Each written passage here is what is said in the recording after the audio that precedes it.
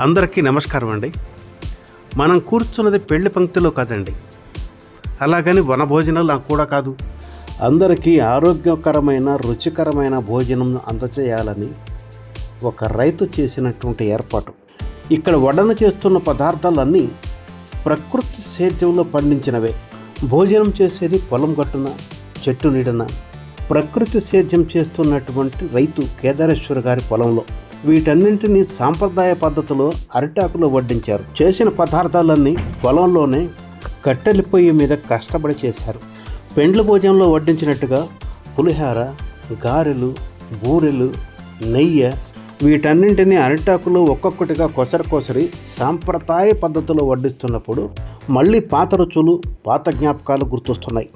భూమి ఆరోగ్యంగా ఉండాలి, ఆ భూమి మీద పండించే పంట ఆరోగ్యంగా ఉండాలి, రసాయనాలు లేకపోకుండా పండించేటువంటి ఈ రైతు కూడా ఆరోగ్యంగా క్షేమంగా ఉండాలి.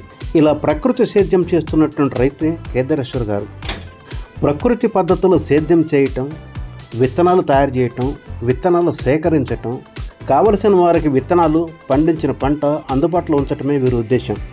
ఇలా పండించినటువంటి పంటల కోసం, విత్తనాల కోసం దూర ప్రాంతాల నుంచి ప్రజలు వస్తూ ఉంటారు. అలా వచ్చిన వాళ్ళకి సాంప్రదాయబద్ధంగా భోజనం వడ్డించి మరీ పంపటం ఆయనకు అలవాటు. ఈ విషయం తెలుసుకున్న మేము కూడా హైదరాబాద్ నుంచి వెళ్ళాము. రుచికరమైనటువంటి భోజనం ఆరగిస్తున్నప్పుడు నా నోట్లోంచి వచ్చింది ఒకే ఒక్క మాట, అన్నదాత సుఖీభవ. నిజం కదా? ఇంత కష్టపడి ఇంత రుచికరమైనటువంటి ఆరోగ్యమైనటువంటి భోజనం అందరికీ చేస్తున్నటువంటి రైతు క్షేమంగా ఉంటేనే కదా మన దేశము, మనం బాగుండేది. అందుకేనేమో జై జవాన్ జై కిసాన్ అనే నాదం వచ్చింది. అందరికీ అన్నం పెట్టే రైతు బాగుంటే కదా దేశము, మనం అందరూ బాగుండేది.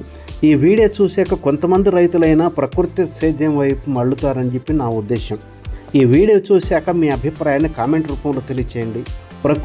ప్రకృతి సేద్యం చేసేవారిని ప్రోత్సహించండి. మరిన్ని వీడియోల కోసం లైఫ్ బియాండ్ యూనిఫార్మ్ అనే మన ఛానల్కు సబ్స్క్రైబ్ చేయండి. మరొక వీడియోతో మీ ముందుకు వస్తాను. జై హింద్.